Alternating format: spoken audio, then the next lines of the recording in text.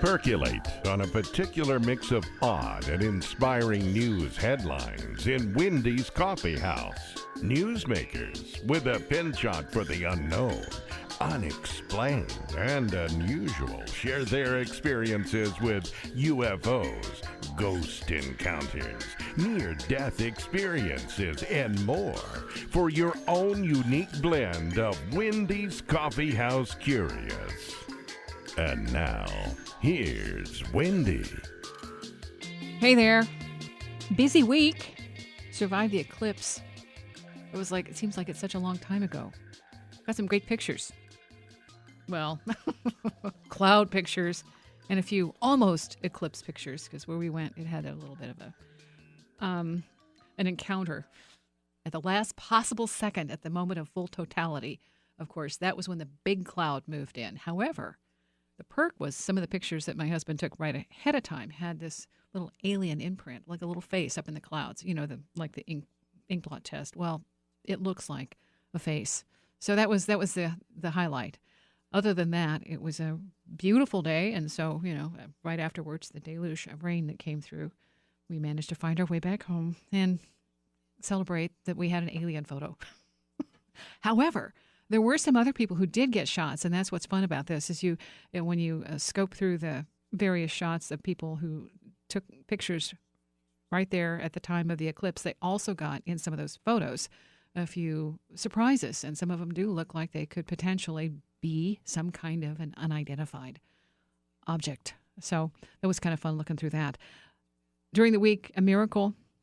Now, I can't find the actual person.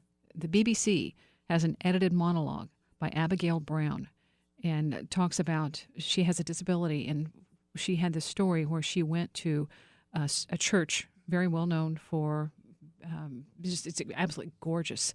Sacre Coeur. I hope I'm pronouncing that halfway, decent, probably butchering it. But anyway, I spelled it on Wendy's Coffee House blogspot. All right, so I'm covered. It's got a link. You can look at it. It's gorgeous. But she said she went to the church, and one of the nuns, while she was there, a group of nuns walked up to her, and at the end of her, whatever she was saying in terms of, we are praying for you, she got up out of her wheelchair. That was the best miracle of the week. I'm thinking, okay, this is just one that fell into the timeline.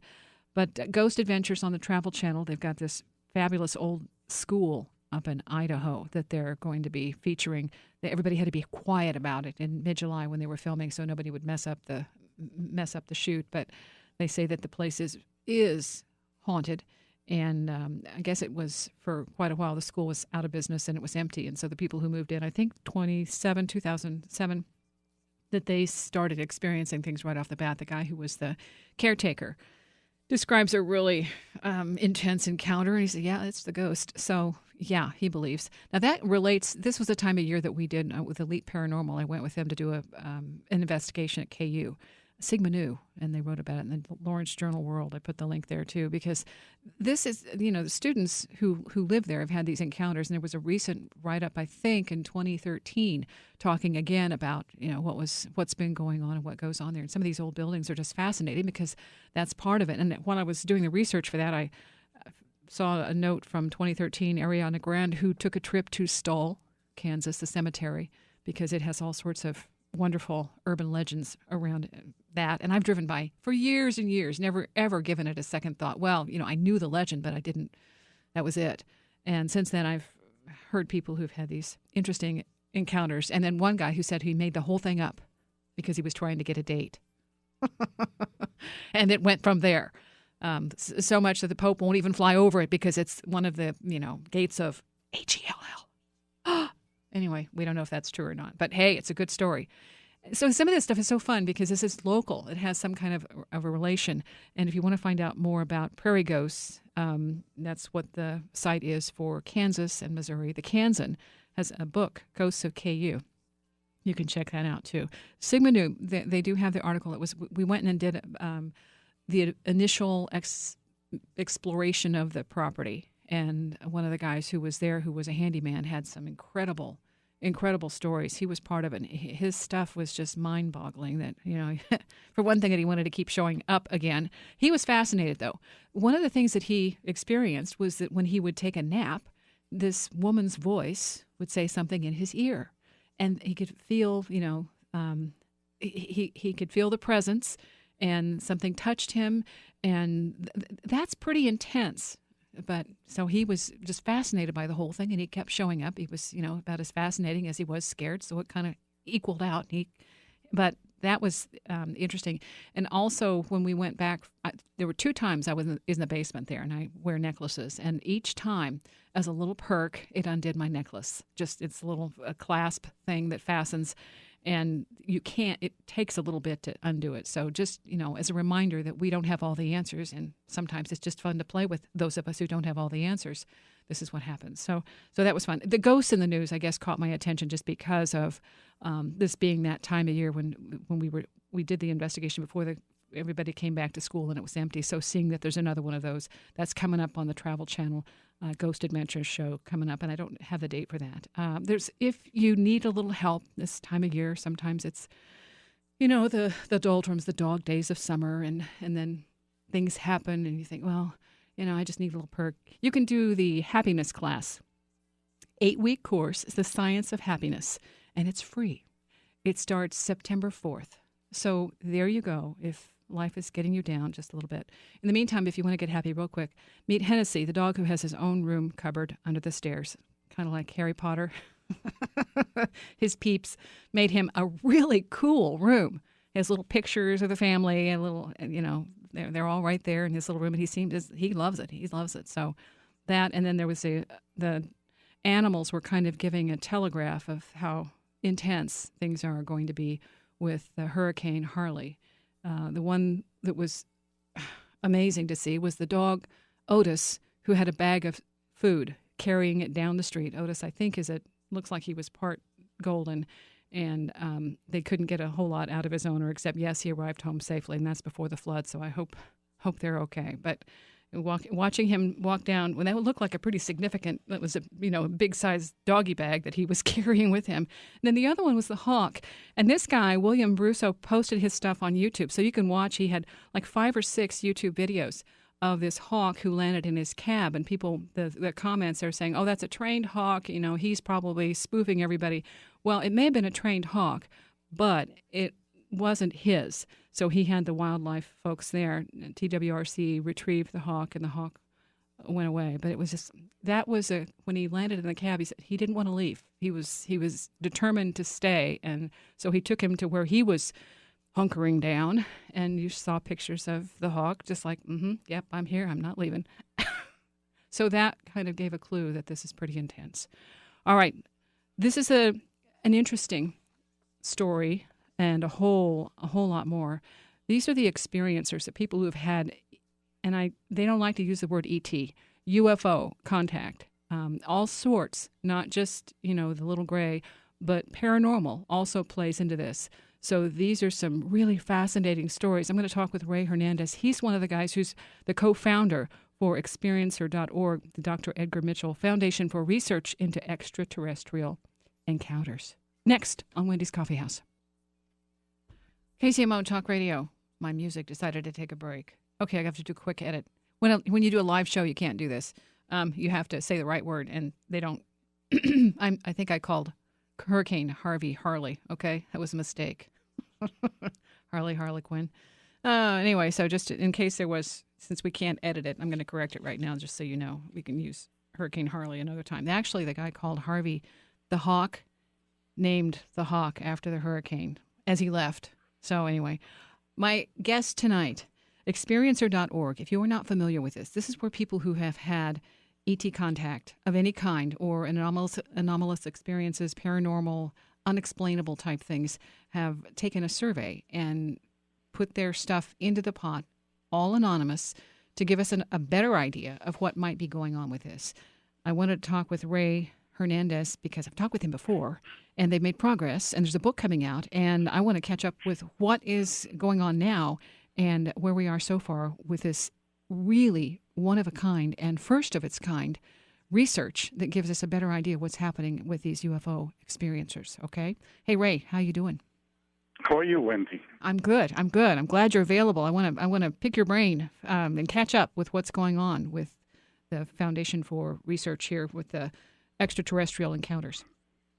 Surely. The formal name of our organization is the Dr. Edgar Mitchell Foundation for Research into Extraterrestrial and Extraordinary Experiences, otherwise known as FREE. And FREE is a 501c3 non-for-profit academic research institute that is comprised of 11 retired PhD academic professors and lay researchers. And what we're doing is we're undertaking academic research on what is consciousness, what is the true nature of our reality. However, unlike the traditional consciousness studies or research, we're doing it by undertaking cross-comparative surveys of individuals that have had contact with non-human intelligence via what we're calling the contact modalities. That's individuals that have had near-death experiences, out-of-body experiences, UFO-related ET contact through shamanic journeys, mystical meditation, channeling, ESP, et cetera, et cetera. And with this, you have some 3,000 subjects. And so you have a wide body of content to choose from. Yeah, we're conducting our survey in 5 major languages. Just in the English language alone, we have more than 3,700 individuals. In Spanish, we have approximately 650 responses. In German, about 450. We're also just starting now in French, and we've just gotten the translation in Chinese. And we have various researchers from mainland China, which are going to be assisting us in the implementation of our survey in Chinese. Now, the book you've got ready to go, is it out yet, or just is it, because this is Beyond UFOs, the Science of Consciousness and Contact with Non-Human Intelligence? Correct. That book is expected to be out to the public in April of 2018. And once again, this is a book that's going to be over 800 pages in length. It'll have roughly half of the articles will be academic related articles by our PhD professors, and the other half of the book chapters will be specific case studies of topic categories from our research study. And I could also discuss some of those with you as well, some of the more detailed case studies. Okay, well, first, I want to get back to the research that you've done. You've already had, and this is how it gets a little bit more credibility, one of the papers, you've had the data results, you had a paper published in the Journal of Consciousness, and that's trying to get the documentation and the scientific credibility for what you're doing. So that's already being started now, too. Yeah, we also have a second paper that was accepted by the Society for Scientific Exploration. And this is a peer-reviewed academic organization that's comprised of mostly PhDs. And these are, professors that are working in fringe areas, like people working on ESP, on astrophysics, but, non-standard types of physics-related projects, paranormal PhDs, professors that are studying different paranormal aspects, professors that are studying near-death experiences, et cetera, et cetera. And these types of academics quite naturally have a difficult time in publishing their investigations in the quote-unquote standard scientific journals. So the Society for Scientific Explorations provides an avenue for academics to be able to publish academic scientific studies in these so-called, fringe areas. So our paper, our second paper, will be published in that journal. And we also have a third document, which is being led by Dr. John Klimo, who was a professor for over 40 years in psychology, and he's very well known as one of the leading academics in the paranormal. He's writing up the analysis for our Phase 3 survey, which is the qualitative instrument. for a research study. Well, and part of this, in terms of the research that you're doing, you insisted that the people who filled these things out were anonymous. That was the one thing that was crucial. This was going to be anonymous. Correct, because what we discovered was that the vast majority of the individuals that took our survey are individuals that never mentioned their experiences outside of their immediate family. The reason being that these topics are still taboo within our society. For example, we've had several medical doctors. We've had other academic professors, some of them teaching in major universities like Stanford, Berkeley, and Ivy League schools that have prepared our survey. That have taken our survey. We've had firemen, police officers, you name it, people throughout all levels of society with different degrees, including, as I said before, many individuals with distinguished academic careers. But again, all on the insistence that it would be anonymous, that their names, their personal information not be revealed. And this is quite well known within the researchers in our field. We know many individuals, doctors. For example, last weekend, I was at a retreat with a medical doctor, an emergency room physician. And this person is a major experiencer. But yet, as a matter of fact, I went to lunch. The other person that was there was a psychiatrist, a medical doctor in psychiatry, and the other one was a PhD psychologist. So the four of us were there going out to lunch as part of this conference that we went to. All of them are experiencers. All of them are still hiding in the closet. Okay. And that's what we want to get into in the next break, some of the stories that you talked about. But the other thing, too, is that most of the people, all of the people who were filling out the survey said they didn't have any psychological issues. And even though that is kind of a weak link with this survey, you're doing follow-ups with a lot of these people going back for stage 2, stage 3, stage 4. Or is it Dr. Climo who's going to be doing that fourth interview? Well, we're having a team of one is a PhD psychologist who is a PhD statistician. For 40 years, he's worked as a statistician. Dr. Klimo's involved in this next phase. Dr. Bob Davis, who is a retired professor of neuroscience, and myself. And we've developed an instrument to be able to administer several tests to see the psychological profile of these individuals. The problem with the standard mainstream instruments that are used to determine if someone is mentally unstable or not is that almost all of these instruments do not take into consideration anomalous contact experiences. So what we're implementing instruments to determine how stable they are in terms of their job, how functional, their family environment. In other words, whether these are, normal functional people in their lives. So that's the instruments that we're implementing, and that's going to be for the top 100 cases. Now, let me just add to that there have been at least 6 different major studies done by academics in the past over the last 25 years that have studied whether experiencers are nuts, have mental instability. Yeah. And Leo Sprinkle, as a matter of fact, who was a member of our board of directors, was the first academic to undertake these studies. This is in the early 60s. And he published 3 of these, actually 7 studies. And what he determined was that these are very stable and normal individuals. And it follows a normal bell curve. There's a certain small group that are mentally unstable, just like society at large. Mm-hmm. Dr. John Mack, who's a professor of psychiatry at the Harvard Medical School, also came to the same conclusion.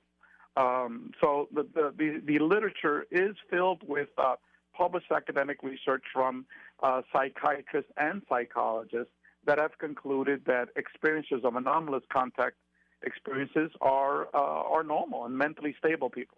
And the people, I agree. Of the people I've talked to, these are some pretty phenomenal experiences and people who have very high credibility. All right, we're going to have to take a break.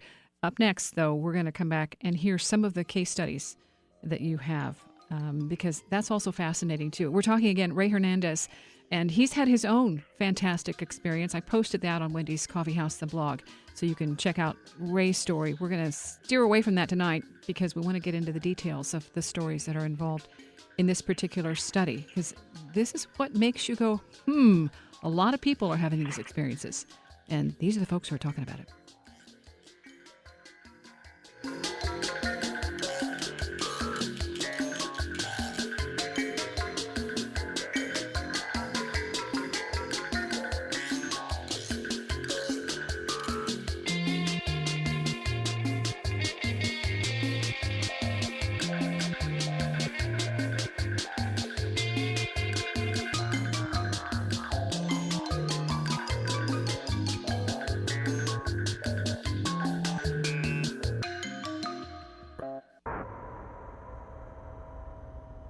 Connecting a few dots.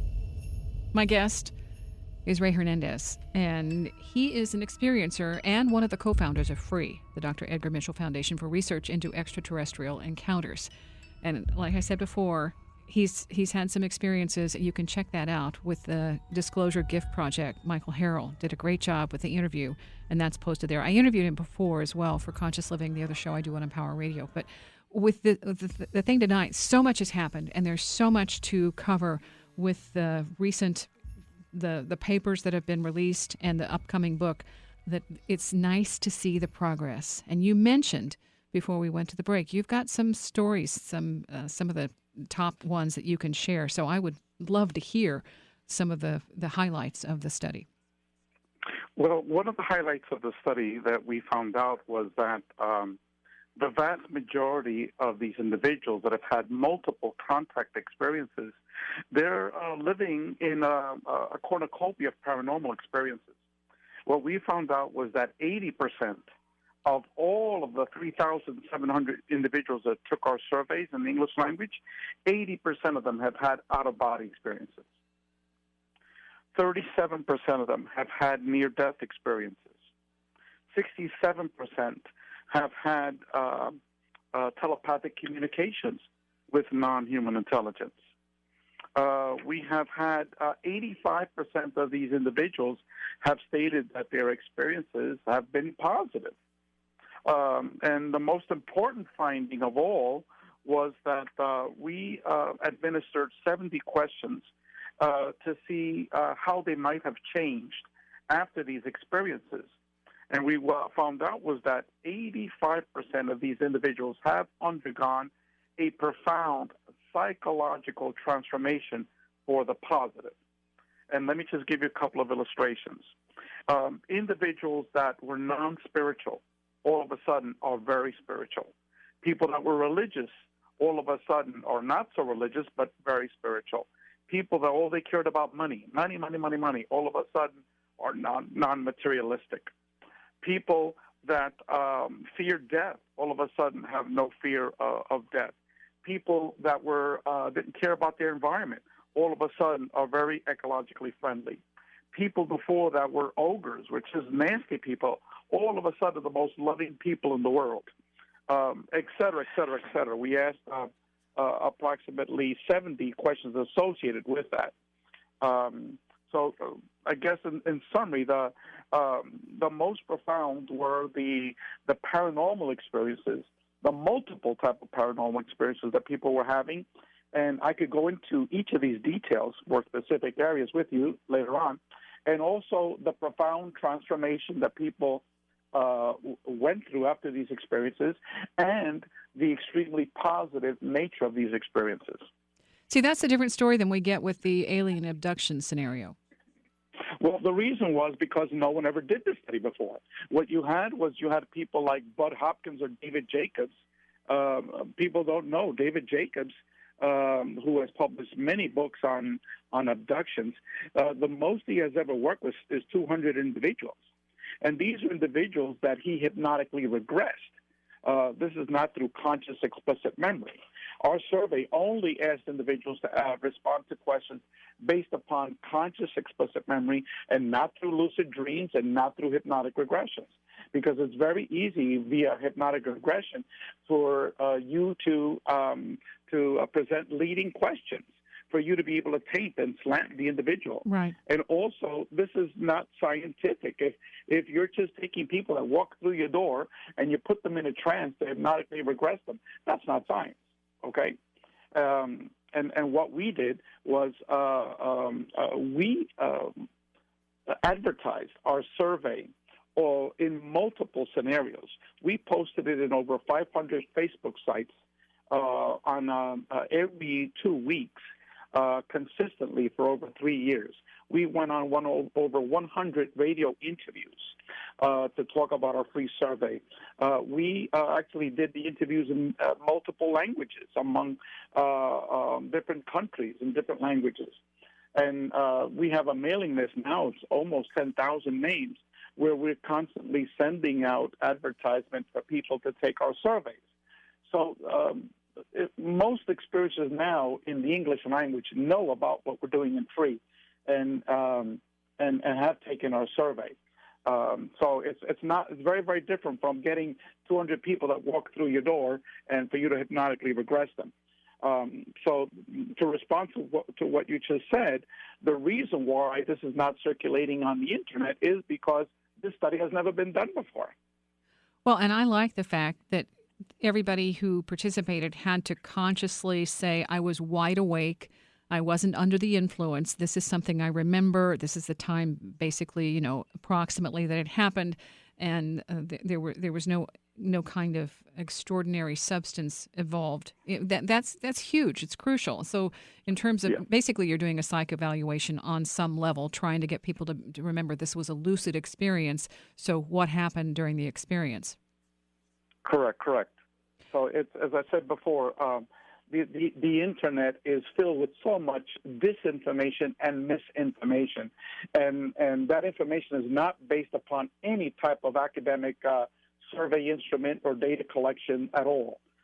It's just based upon a collection of individual case studies, and again, what is presented on the internet, on YouTube, and is all fear-based information because that's what sells. That's what gets propaganda. But what we found out was that is not actually what's going on. Ray, what were you able to debunk? Just like the top 2 or 3 things that you were debunked with this survey? Well, number one is this whole aspect that this UFO-related contact experience is not associated with the paranormal. What we've shown is that is the basic finding of our surveys, that this is basically a cornucopia of paranormal experiences. For example, as I said before, 80% have had out-of-body experiences, 37% have had near-death experiences, 76% have seen a ghost or a spirit, 47% have conversed with a deceased person. 49% have left their body and have seen Earth from out in space. 66% have seen different types of orbs, not through pictures, but we're talking through their eyes, different types of orbs. 46% have seen an orb go through a wall. 47% have what is commonly called a shadow person. On and on and on. Telepathic communication, 67%. This is another interesting finding. 51% of these individuals have had a medical healing by non-human intelligence. Yeah. Again, 51%. That's something that you just don't read about. But we're now documenting these cases, case after case after case after case. Okay, Ray, can I interrupt? Can you please, yes. Can we just please say your dog was healed? Yes, that was actually my first experience together with my wife. We had a dog that was totally paralyzed. We had called our vet. We were going to be euthanizing her the very next day. Then my wife was praying all night. And when we woke up at 6 o'clock in the morning, the dog was barking. We checked her out, and she was still totally paralyzed. So my wife carried the dog down to the living room to bring her outside. And there she saw we had an encounter with an energy being in our living room. This energy being put me to sleep for 45 minutes. My wife and dog disappeared right in front of my eyes. And then when I woke up, my wife was dancing in the middle of the living room saying that the angels cured her, and the dog was now running around like a teenager. Wow. And so it was just a mind-blowing experience. And then after that initial experience, my wife began to see UFOs, having paranormal experiences. She saw these 8 feet tall human beings dressed in white monk's robes float right in front of her. Then about 6 months after this initial experience, I had a contact experience with a huge, gigantic craft that was 30 feet away from us for 45 minutes. My daughter was a witness to that, and 3 friends. Okay. And these are hardcore Catholics, and numerous other type of paranormal experiences. And again, I'm not just unique. These are happening to thousands of people. What we've been able to do is finally to document these things. Well, and that's Another why aspect- that's why I yeah. ask you. That's why I ask you about this, because it's so much more legit, because you know what you're talking about and you take these things seriously instead of going, okay, let's pick your brain. We don't believe a thing you're saying, so just humor us and tell us your story and we'll discount it as soon as we get all the details together. That is not what's going on here. Yeah, well, what happened was I went to UC Berkeley, University of California, Berkeley, for a PhD. I'm also an attorney. Before this experience, I was a total material rationalist. I was even a total atheist. I had no knowledge about UFOs and the paranormal. So once I had these experiences, I began to, first of all, go to the Internet, and I quickly found out that 99% of what's on the Internet is BS. And but I also quickly found out that there's no research. No one has ever undertaken a research study of these phenomena, of the experiencer of UFO-related contact. And so that's why our data is so shocking to so many people. Why? Because it's never been done before.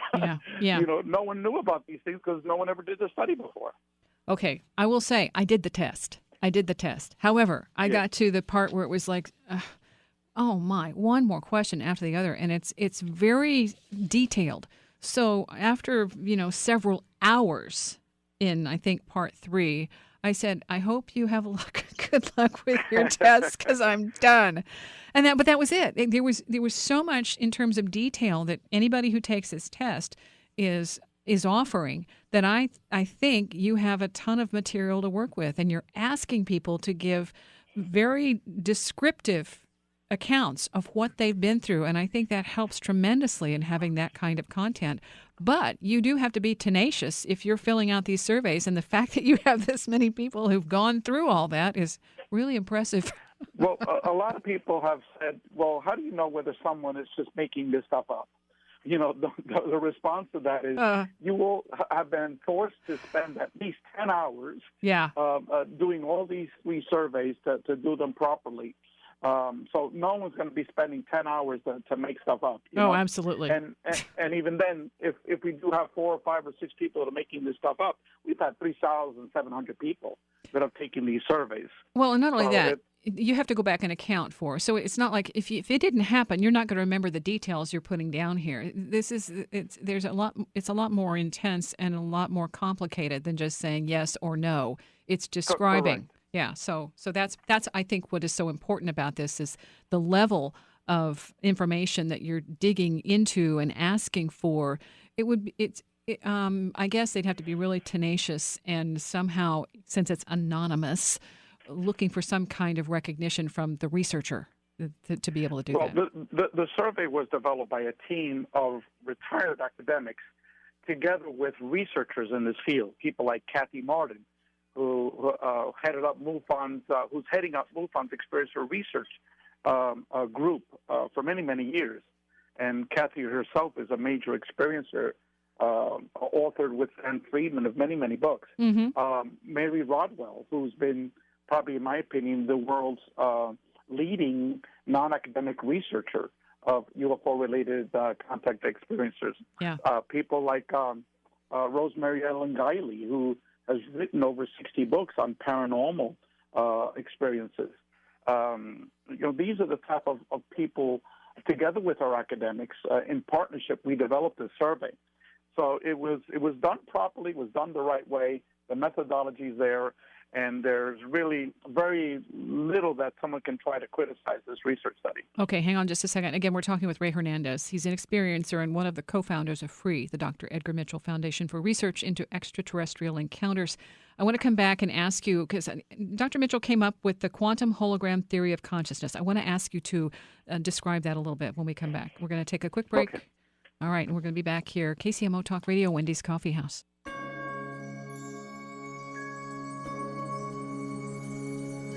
KCMO Talk Radio, it's Wendy's Coffee House. All right, if you missed any of this, and if you want to hear more of Ray's story about his experience, get on Wendy's Coffee House, the Blogspot Disclosure Gift Project. Michael Harrell did a fantastic interview, and Ray talks about the details. But we're moving on. I wanted to get into what Edgar Mitchell coined the term, the quantum hologram theory of consciousness, because this kind of puts all these non-ordinary states and the physical state, it gives some kind of a middle ground so that you can have these experiences and be aware, and yet maybe not everybody else around you is going to have the same experience. Is that a good way to put it? Yes. First of all, FREE is not a ufology organization. We have little interest in the nuts and bolts aspect of ufology. What we are is an organization that's studying the science of consciousness, as I said earlier. Now, Dr. Edgar Mitchell, he founded this very famous institute called the Institute for Noetic Sciences, which is now the major institute that's studying consciousness and ESP and precognition, etc. Now, what the quantum hologram theory of consciousness is a scientific research study based upon advanced quantum physics and also the brain, how our brain interacts with the cosmology, the structure of our cosmology, to be able to tap into the zero-point energy fields where information is stored and enters into our brain and how we process it, that we're able to deal with the multidimensional aspect of our reality. Now, again, this is not pseudoscience or metaphysics. If everyone goes to our website, experiencer.org, we have the first of our 3 academic papers on that website, and that goes into the detail of the story, and you can see that most of the people might not even understand it because it's so physics-based, okay? But it's an attempt to be able to discuss the true nature of our reality. And 2 of the lead authors, as I said, are Dr. Rudy Shields, an emeritus professor of astrophysics from Harvard, and he's our executive director of FREE.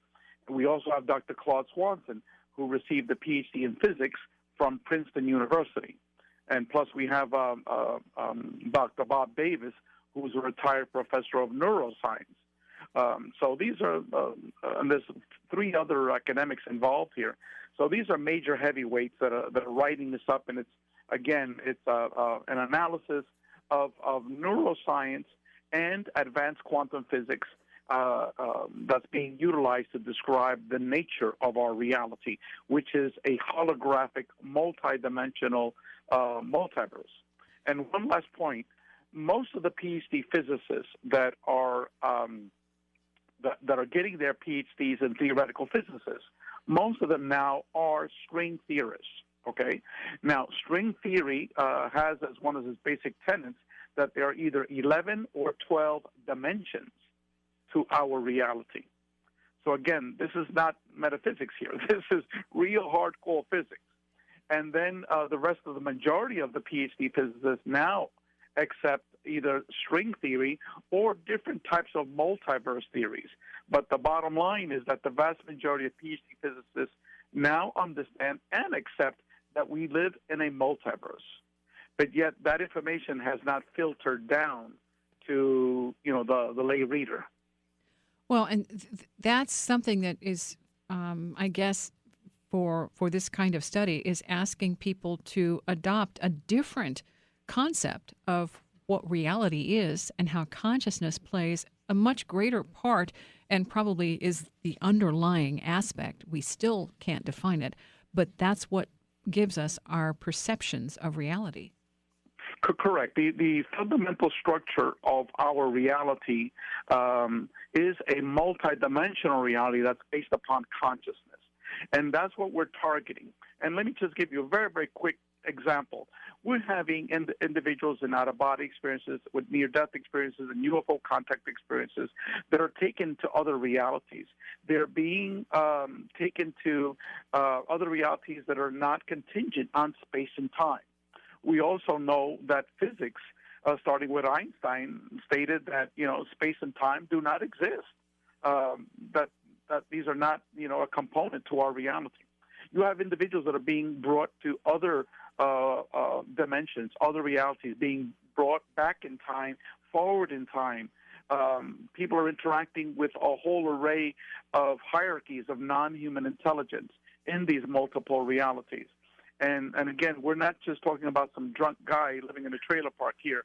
We're talking about professors from Princeton University, professors from Stanford University, major universities that are having these experiences. Half of our board members, our board of directors, are major experiencers, except they haven't publicly talked about these things. So what we're trying to do is, since so many of these individuals, and again, even the NDE field, you have numerous medical doctors that have come out publicly talking about their near-death experience. Mm-hmm. The most recent and most famous is Dr. Eben Alexander, a neurosurgeon at the Harvard Medical School. I mean, he's out there talking publicly about his near-death experience. So we're having numerous individuals at so many levels of reality that are describing this multidimensional type of experiences. What we're doing is we're applying science to these type of realities, and then in turn, the information that they'll tell us gets us to be able to rewrite science, the quantum physics of it, to be able to explain these realities. Hey, Ray, do you think they're trying to give us like an intervention and help us get through this rocky period? Well, there are numerous individuals that we've documented in our survey that have told us what the non-human intelligence have relayed to them. And basically they're talking about that we need to become more spiritual, that we need to become less egotistical, we need to take care of our planet. If not, we're going to blow our planet up where no one's going to be able to live here. So these are the basic messages that they're giving us, that we have to become more spiritual, we have to become more loving to each other, and we have to take care of our planet. Because if not, we're not going to exist as human beings. Have they given us a time frame? Help? Well, that's been mixed. The time frame. The vast majority of these cases where they've been given this type of information, they have not been given a time frame. That is so not fair. That's open-ended. Correct. But however, there is many theories that have been written up by exobiologists, and Dr. Mitchell Parku and Stephen Hawking and many, many very well-known physicists have talked about something called the stages of evolution of intelligence, that we go through different stages of evolution. And they did mention that in all likelihood, other civilizations in the past have destroyed themselves. Okay. Okay. Yeah, so that's what we're trying to avoid here. Yes, we're trying to avoid that big time. All right, and I've got to let you go. We've got 30 seconds here. Ray Hernandez, my guest, and if you're interested, and this is really important, experiencer.org, okay? You're going to find out all the details. Check out Wendy's Coffee House. I did links to all this information as well, so you've got that. But the timeline, since it's open-ended, there's still hope. Hey, Ray, thank you for talking with me tonight. I appreciate it. You're very welcome, Wendy. And stay curious. A lot of stuff going on that we can't see, but we can sense it. All right, so give that a whirl. Till next time, see ya, Wendy.